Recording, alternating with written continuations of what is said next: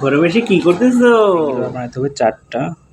এই দেখেন, 1টা 2টা 3টা 4টা, আর এরকম এগুলো বানাতে হবে মোট 6টা। নিচে লাগবে 4টা আর সবার উপর লাগবে 2টা। এই 6টা, 1টা 2টা 3টা। মাসকরা ঘর, মাসকরা ঘরে মাসকরা ঢুকে পড়েছে। তাকাও দেখি কেমন হয়েছে তোমার ঘরটা, কেমন হচ্ছে? পছন্দ হয়েছে? যা এখন চলো রেখে আসা। ফ্রেম সাজানো শেষ, আর এই কাপড়গুলো দেওয়ার উদ্দেশ্য হচ্ছে এখানে জ্বালাই দেওয়া ছিল, যাতে কাপড়টা ছিঁড়ে না যায়, সেজন্য প্রত্যেকটাতে আমি স্ক্রু লাগিয়ে দিয়েছি যাতে এদিক ওদিক না হয়, সেজন্য প্রত্যেকটা স্ক্রু লাগিয়ে দেওয়া। এই যে প্রত্যেকটা স্ক্রু লাগিয়ে দিয়েছি, প্রত্যেকটা স্ক্রু লাগানো।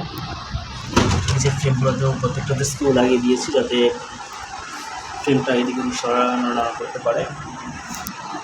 মোটামুটি ভালোই কষ্ট হয়েছে, তো শেষ পর্যায়ে সার্থক যে ঘরটা সম্পূর্ণ করতে পেরেছি। এখন আমি কাপড় লাগাবো।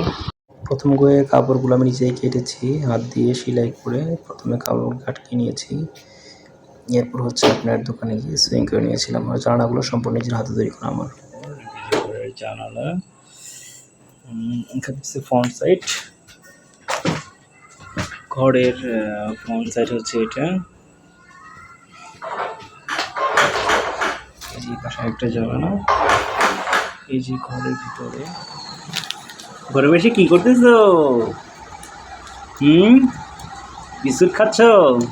বাহ, ফাইন তো।